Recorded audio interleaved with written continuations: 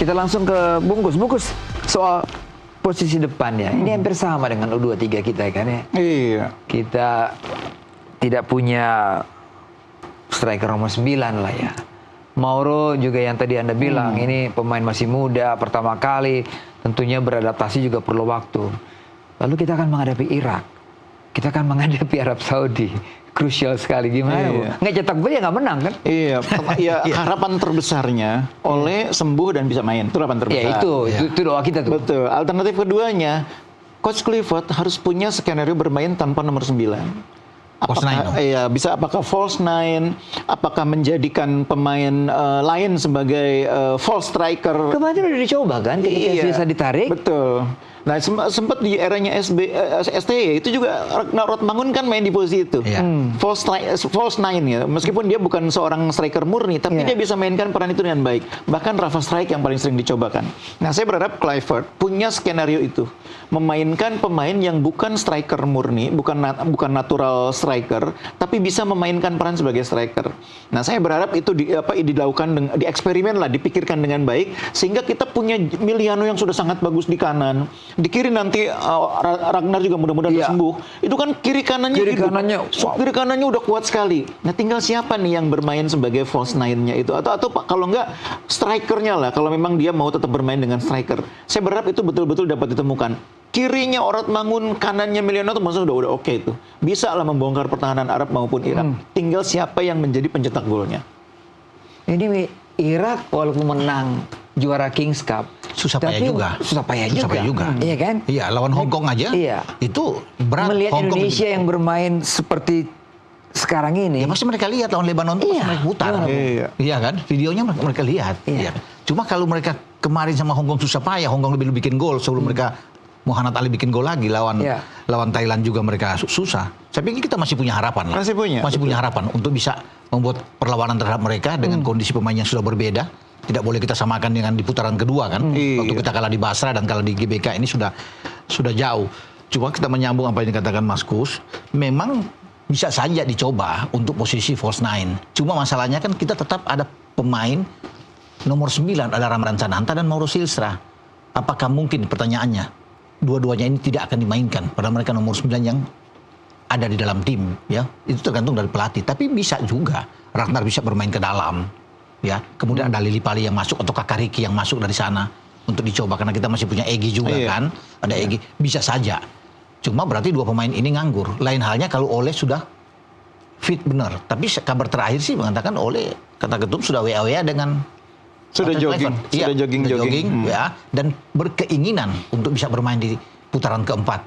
Dia sudah bicara. Cuma mungkin masalahnya untuk main 90 menit kayaknya berat. Dengan berapa bulan ini dia sudah berlatih. Ya jangankan Ole ya. Kita lihat Tom Haye aja 2 bulan nggak dapat klub itu kan langsung cukup drop kan. Ya memang ada faktor usia juga ya. Tapi menurut saya Ole tidak bisa terlalu diharapkan untuk main 90 menit. Tetap pelatih harus punya skenario bermain tanpa Ole. Nah, itu yang paling penting. Karena kita wing kanannya udah paten, ada Miliano, masih ada Egy juga. Belakang solid. Iya, kita kemarin tuh lawan Lebanon tuh menurut saya sudah menggambarkan sebuah tim yang yang punya kemampuan bermain seimbang dengan tim-tim papan atas Asia. Kemampuan bermain bukan kemampuan memenangkan pertandingan.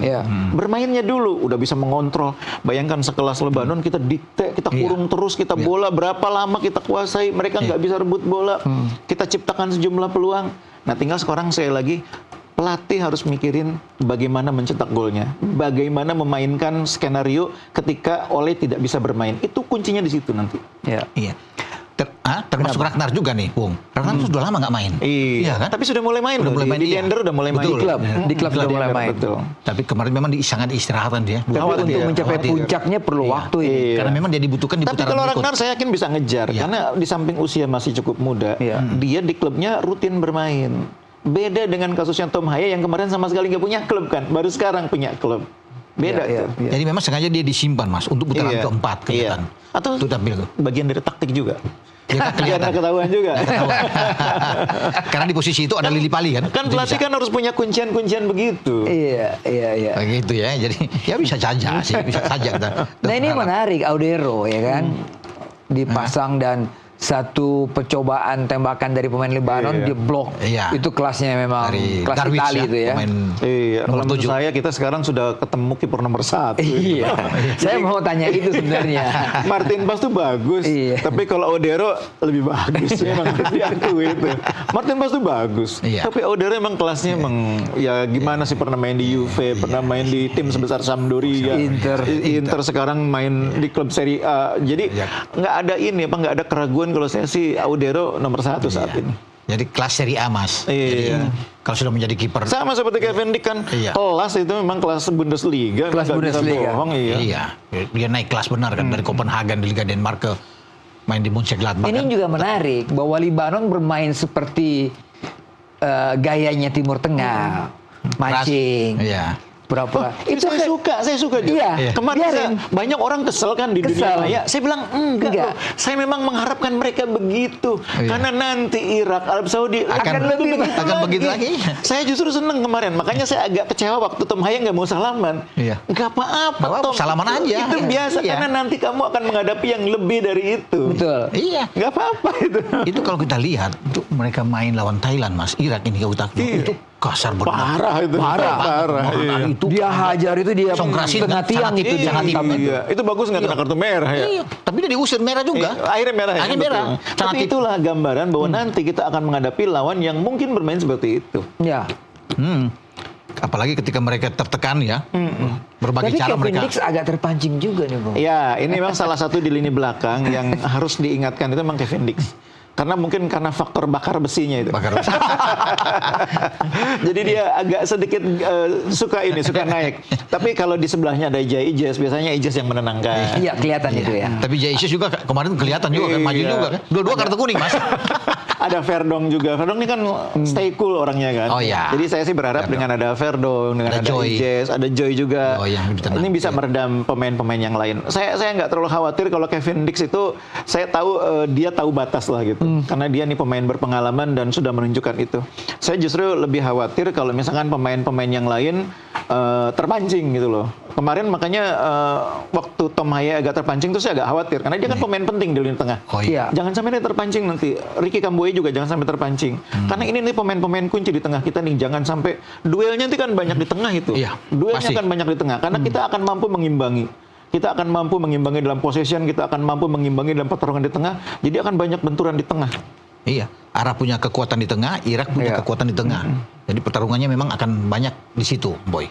Ya, kita akan lihat nantinya dengan apa yang akan dilakukan oleh Patrick Kluivert dengan formasi starting 11. Apakah komposisi yang lawan Lebanon itu tetap akan dimainkan atau ada perubahan? Tapi saya pikir lawan Lebanon itu sebagian besar masih kerangkanya udah kelihatan di situ. Satu lagi yang menarik tentang endurance dari para pemain ya. Kan kita bermain di Surabaya kemarin. Iya kan, yang humid pastinya ya. Dan kita main di Arab Saudi juga hampir sama juga. Ini menunjukkan bahwa secara fisik pemain-pemain yang dari Eropa dan juga pemain-pemain dari Liga Super sudah sangat siap nih, Bung. Iya, karena kebetulan pertandingan juga berjalan ketika kompetisi sudah running ya.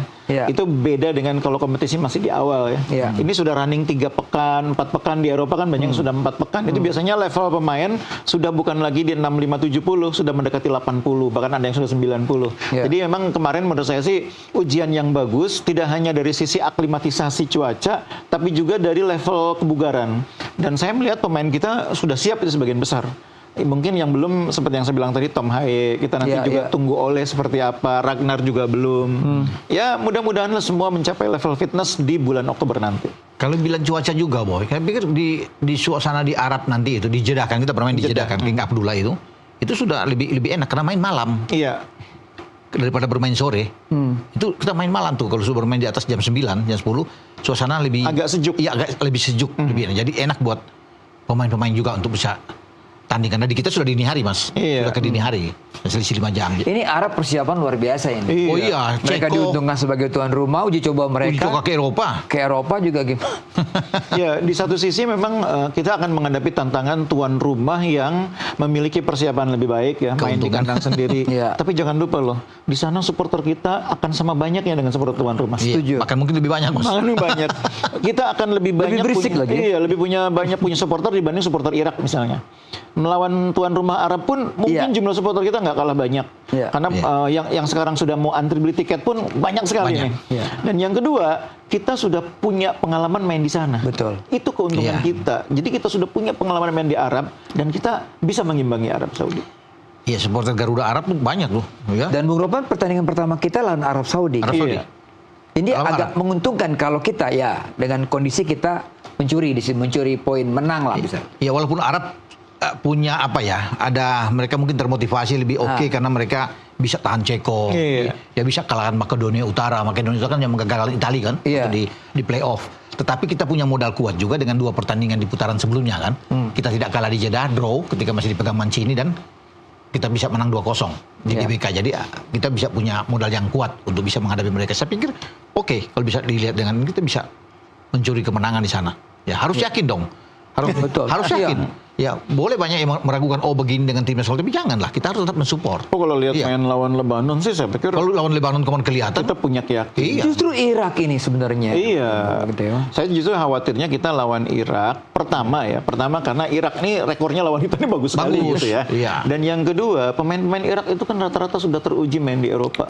60% pemain intinya itu kan pemain-pemain main di Eropa. Jadi saya justru lebih khawatir lawan Irak ketimbang lawan Arab. Iya. Tapi kalau dia lebih keras ya. Tapi kalau kita menang lawan Arab lebih enak. Ya, itu dia. Lebih enak. Itu dia. Berarti draw aja aman ya. Kita menang lawan Arab Saudi, kemudian oleh Romani main. Ragnar main dan semua dalam kondisi bugar. Tom Haya juga level kebugarannya udah tinggi. Nah, itu skenario ideal itu. Iya. Oke, Bung Ropan, bungkus. Udah 4 segmen kita bicara, hampir 1 jam.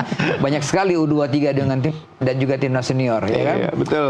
Kita menghadapi SEA Games, ya kita harapkan siapa yang terpilih jadi pelatih, nama-nama tadi kita sebutkan, dan yang pasti Oktober melawan Arab Saudi dan melawan Irak. Kita doakan support timnas, selalu support timnas, amin. supaya apa yang kita ceritakan Piala Dunia di depan kita. Iya, amin. Terima kasih Bungkus. Kapan lagi kan? Iya. Thank you Bungkus, thank you Baik. Bung Ropan. Siap. Sampai di sini Sportcast, kita akan berjumpa lagi minggu depan. Sampai jumpa.